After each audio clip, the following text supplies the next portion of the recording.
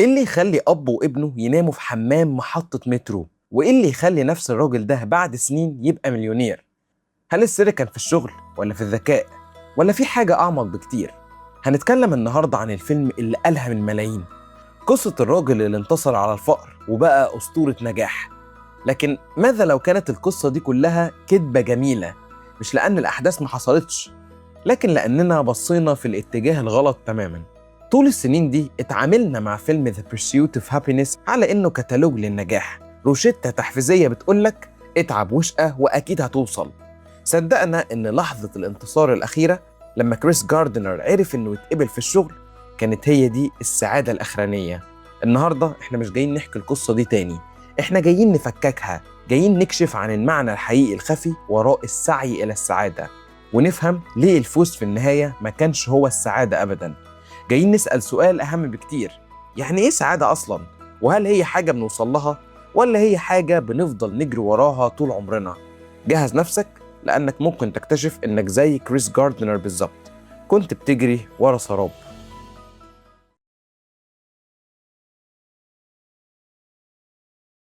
علشان نقدر نفهم الحقيقة لازم الأول نعترف بقوة الأسطورة. قصة السعي إلى السعادة زي ما أغلبنا شافها وحبها هي تجسيد مثالي للحلم الأمريكي. قصة ملهمة عن راجل اسمه كريس جاردنر، مندوب مبيعات لأجهزة طبية غريبة اسمها ماسح كثافة العظام. أجهزة محدش عايز يشتريها وحولت حياته لكابوس مالي. الحكاية بتبدأ بداية درامية جدا. كريس حط كل فلوسه ومدخراته في المشروع ده على أمل إنه هيحقق له الثروة والاستقرار، لكن اللي حصل كان العكس تماماً. الأجهزة بتتكدس في الشقة الصغيرة، الديون بتتراكم والإيجار بيتأخر. الغضب والتوتر بيسيطروا على علاقته بمراته ليندا. هي شايفة إنه بيجري ورا وهم، وهو شايف إن دي فرصته الوحيدة.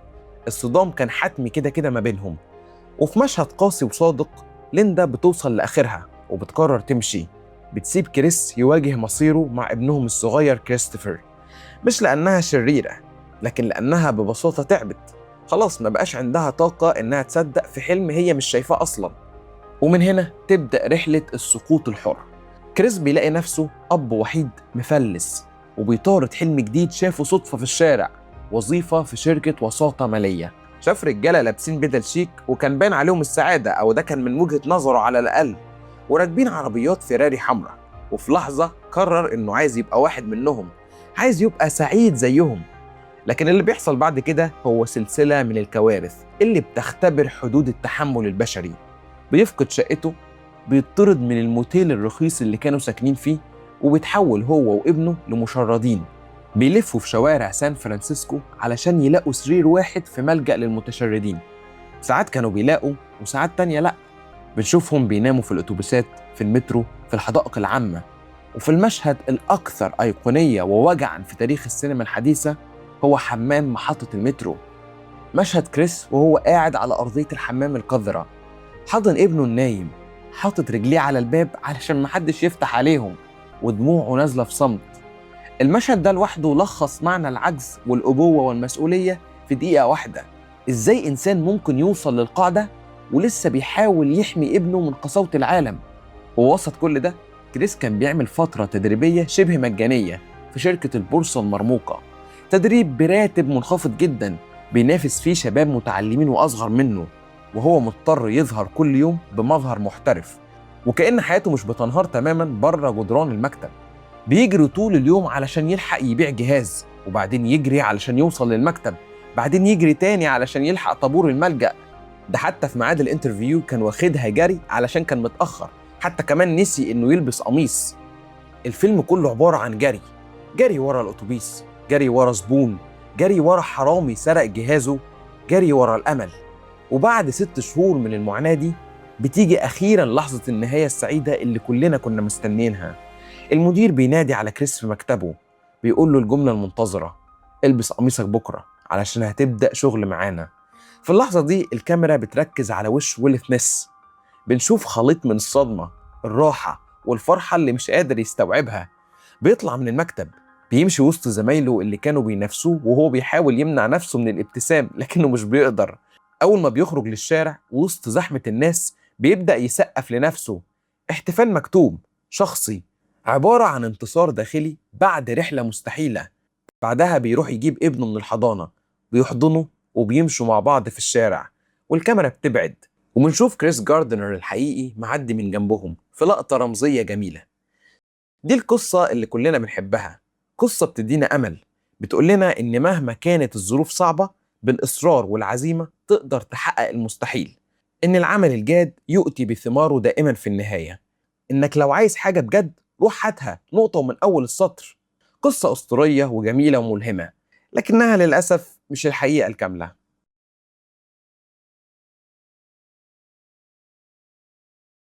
دلوقتي يلا بينا ندخل جوه الفيلم بجد، ننسى تماما قصة النجاح التحفيزية ونبدأ ندور على المعنى. خلينا نبدأ من لحظة الانتصار نفسها. كريس اتقبل في الشغل، طب وبعدين؟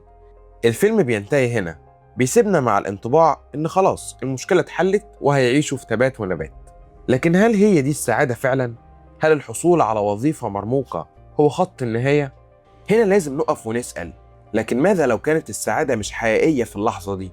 ماذا لو إن الفيلم كله كان بيحاول يقول لنا إننا بندور في المكان الغلط؟ علشان نجاوب على السؤال ده لازم نرجع بالزمن جوه الفيلم للمشاهد اللي كنا بنعتبرها مجرد معاناة في طريق الوصول إلى الهدف. المشاهد دي هي اللي فيها كنوز السعادة الحقيقية اللي الفيلم بيقدمها لنا، بس إحنا للأسف كنا مشغولين جدا بالنتيجة النهائية لدرجة إننا ما اتفرجناش عليها كويس. الفيلم في جوهره مش عن رجل أعمال، هو فيلم عن أب. لو شلنا شخصية الابن كريستوفر من المعادلة القصة كلها بتنهار. كريس جاردنر ما كانش هيستحمل كل ده علشان مجرد وظيفة أو فلوس، كان في دافع أقوى وأعمق بكتير. الابن ما كانش عبء على كريس، بالعكس هو كان سبب استمراره، هو البوصلة الأخلاقية والروحية اللي بتوجهه. في عز اليأس والتشرد كان وجود الطفل ده هو اللي بيجبر كريس إنه يقوم كل يوم الصبح ويحارب، مش عشان يبقى غني، لكن علشان يوفر لابنه الأمان والكرامة اللي هو نفسه اتحرم منهم في طفولته. فاكرين مشهد ملعب كرة السلة؟ لما كريس في لحظة إحباط بيقول لابنه إنه ممكن يكون شاطر في السلة، لكن مش لدرجة إنه يبقى محترف، وإنه مش عايز يشوفه بيضيع وقته فيها. الولد طبعا بيزعل وبيرمي الكورة.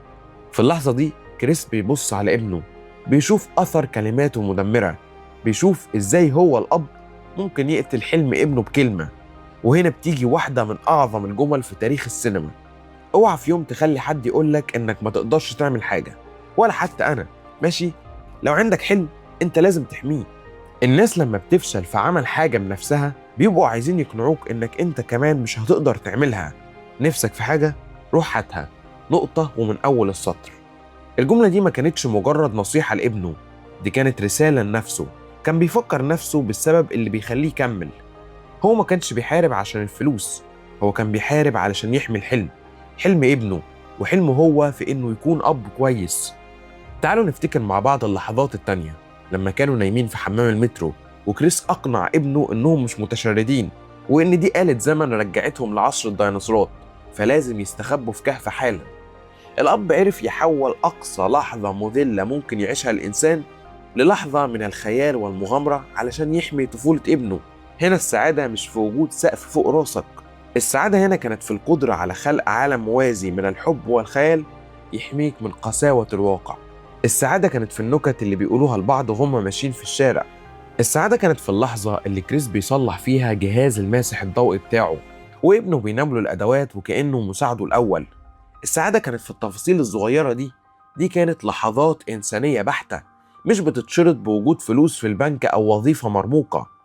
هنا الفيلم بيقول لنا جملة عبقرية: أحيانا الحب لا يجعل الحياة أسهل، لكنه يجعل المعاناة محتملة. الفيلم بتاعنا مليان بالرموز الخفية علشان تفكك أسطورة السعادة دي. المخرج جابرييل موتشيني كان ذكي جدا في استخدام الرموز علشان يوصل رسالته العميقة. مشهد حل مكعب روبيك في التاكسي مع المدير التنفيذي جاي تويستل ما كانش مجرد استعراض لذكاء كريس، المكعب نفسه هو رمز لحياة كريس في الفترة دي، مجموعة من الألوان المتلخبطة والفوضوية اللي محتاجة صبر وتركيز وتفكير خارج الصندوق علشان تترتب. كريس لما حل المكعب هو ما كانش بيحل لعبة، هو كان بيقول للعالم ولنفسه إنه قادر على ترتيب الفوضى، إنه قادر يلاقي حلول إبداعية في أصعب الظروف. الحصول على إعجاب المدير كان مجرد نتيجة جانبية، أما الانتصار الحقيقي كان في إثباته لنفسه إنه يقدر يسيطر على الفوضى. أجهزة ماسح العظام ما كانتش مجرد منتج فاشل، دي هي الرمز المادي للعبء اللي كريس شايله على كتفه. جهاز تقيل صعب بيعه، بياخد منك وقت ومجهود، بيفكرك طول الوقت بفشلك. كل مرة بنشوف كريس بيجري في الشارع وهو شايل الجهاز ده بنحس بتقل المسؤولية والهم اللي هو شايله، وفي كل مرة بيخسره أو بيتسرق منه بنشوف حالة الهلع اللي بتجيله، مش علشان تمنه لكن لأنه آخر حاجة مادية متبقياله من الحلم القديم. التخلص من آخر جهاز في نهاية الفيلم ما كانش مجرد عملية بيع ناجحة، ده كان فعل رمزي للتخلص من عبء الماضي والاستعداد للمستقبل. كلمة هابينس بحرف الواي على لوحة الحضانة اللي كان بيروحها كريستوفر، اللي هي يعني كلمة سعادة مكتوبة بالغلط بدل ما تتكتب بالاي مكتوبة بالواي، كريس ساعتها بيعلق على الخطأ في بداية الفيلم. لكن الخطأ الإملائي ده كان مقصود، هو ممكن يرمز للسعادة الناقصة أو المزيفة اللي المجتمع بيبيعها لنا، السعادة المرتبطة بالمال والنجاح المادي. كريس كان بيجري ورا النسخة دي من السعادة، نسخة فيها واي، واللي ممكن نربطها بسؤال وجودي: واي؟ ليه أنا بعمل كل ده؟ نسخة بتخليك تسأل أسئلة، نسخة مش كاملة. السعادة الحقيقية اللي بالآي هي معناها أنا، دي السعادة اللي بتنبع من جوه، ما كانتش موجودة في القاموس بتاعه في الأول. الفيلم بيكشف لنا سذاجة السعي ورا السعادة المكتوبة غلط. رمزية الجري المستمر، كريس بيجري طول الوقت في الفيلم، بيجري علشان يلحق مواعيده، بيجري ورا اللي سرق الجهاز، بيجري علشان يوصل للملجأ قبل ما يقفل. الجري هنا هو استعارة بصرية لحياته كلها، هو في سباق دائم ضد الزمن، ضد الفقر، ضد الظروف. هو دايما متأخر، دايما بيحاول يلحق. حياته مش ماشية بوتيرة طبيعية، هي للأسف في حالة طوارئ مستمرة. اللحظات الوحيدة اللي مش بيجري فيها هي اللحظات اللي بيكون فيها مع ابنه. اللحظات دي هي الواحة الوحيدة في صحراء حياته القاحلة. التحليل ده بيكشف إن الفيلم كان بيبني قصة تانية خالص تحت السطح، قصة عن إن لحظات السعادة الحقيقية بتيجي في عز المعاناة مش بعد انتهائها. السعادة موجودة في علاقة الأب بابنه، في نكتة، في لعبة، في حضن. أما السعادة اللي كان بيجري وراها في وول ستريت فدي كانت مجرد هابينس مكتوبة بالواي.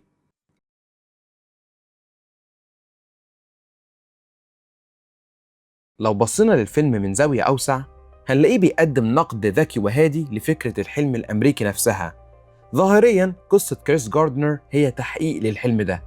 أي شخص مهما كانت ظروفه يقدر بالعمل الجاد إنه يوصل للقمة.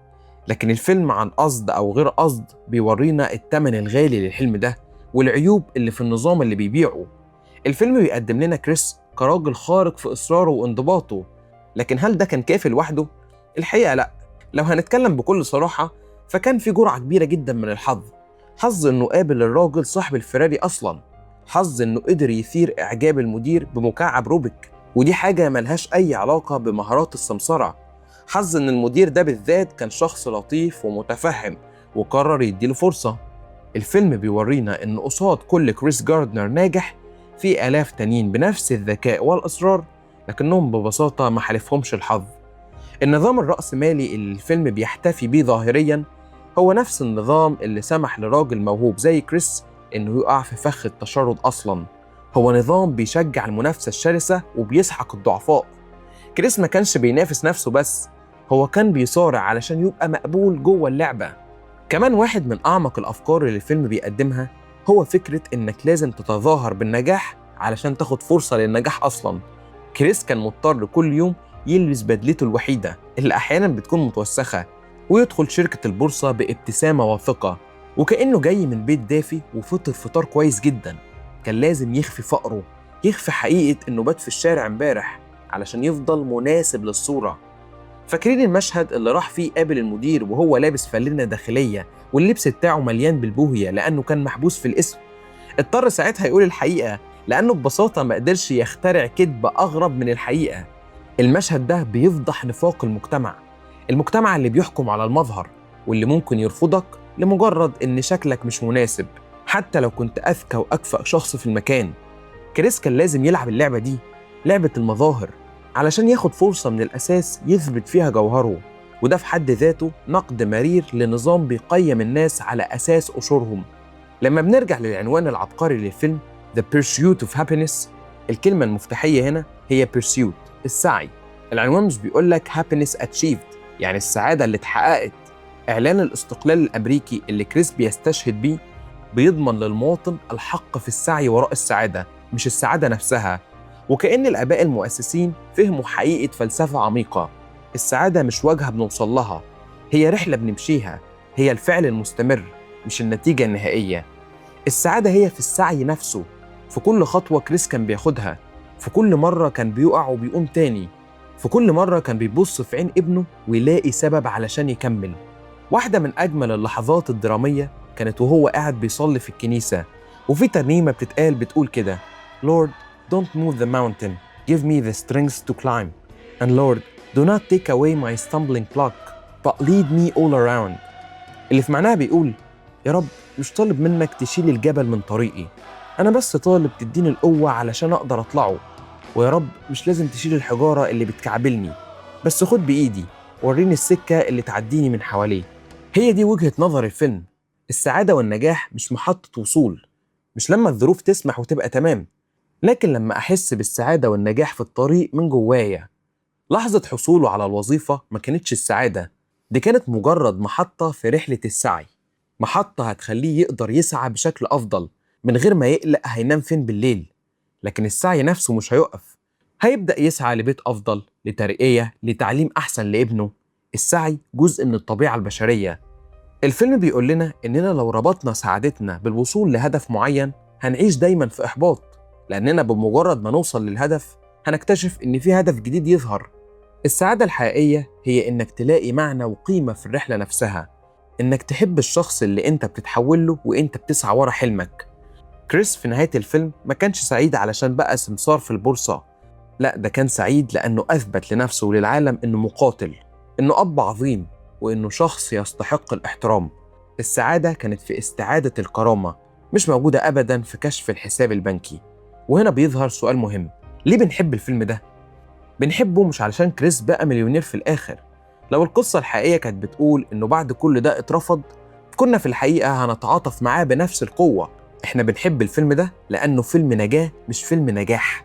بنحبه لأن كل واحد فينا شاف فيه جزء من نفسه، شاف فيه خوفه من الفشل، إحباطه من الظروف، أحلامه المؤجلة، وشعوره بالمسؤولية اتجاه الناس اللي بيحبهم. كريس جاردنر هو البطل اللي جوانا كلنا، البطل اللي بيقع، بيتجرح، بيعيط في الضلمة، لكنه بيقوم تاني يوم الصبح ينفض التراب من على هدومه ويكمل جري.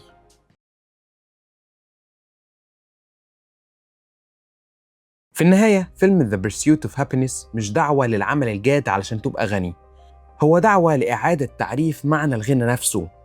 هو بيقولك إن الغنى الحقيقي مش في اللي عندك، لكن في اللي أنت مستعد تضحي بيه علشان تحافظ على مبادئك وعلى الناس اللي بتحبهم. لحظة الانتصار الحقيقية في الفيلم مش المشهد الأخير، لكنها متوزعة على مدار الفيلم كله. في كل مرة كريس ابتسم لابنه علشان يطمنه، في كل مرة اخترع لعبة علشان ينسيه الجوع والبرد، في كل مرة رفض فيها إنه يستسلم لليأس. الفيلم بيقول لنا إن أعظم انتصار لكريس ما كانش إنه كسب وظيفة أحلامه، لكن لما رفض إن الظروف تحدد هو مين، تحدد قيمته بسعادته. الفيلم بيسيبنا في الآخر قدام مراية، بيجبرنا نبص لنفسنا ونسأل: إيه هي الهابينس اللي بنسعى وراها؟ هل هي النسخة اللي بالواي اللي المجتمع بيبيعها لنا، اللي دايما مرتبطة بالمناصب والمال والمظاهر، ولا هي السعادة الحقيقية اللي بالآي، اللي بتنبع من علاقات الإنسانية ومن إحساسي بالكرامة ومن إني أكون شخص أفضل كل يوم؟ السعادة زي ما الفيلم بيعلمنا مش في الفوز بالسباق، السعادة هي إنك تلاقي القوة إنك تفضل تجري حتى لو كنت آخر واحد في السباق، لكن معاك شخص بتحبه ماسك في إيدك وبيقولك إحنا هنكون كويسين. الفيلم في الآخر بيسيبك مع سؤال واحد، يمكن أهم سؤال ممكن تسأله لنفسك النهاردة: لو كانت السعادة فعلا هي الرحلة نفسها، أنت رحلتك رايحة على فين؟ في النهاية لو الحلقة عجبتكم ما تنسوش اللايك المشجع، وطبعا الاشتراك وتفعيل زر الجرس علشان تشوفوا كل الحلقات الجديدة. بشكرك جدا يا عزيزي المشاهد على وقتك الغالي، وسلام.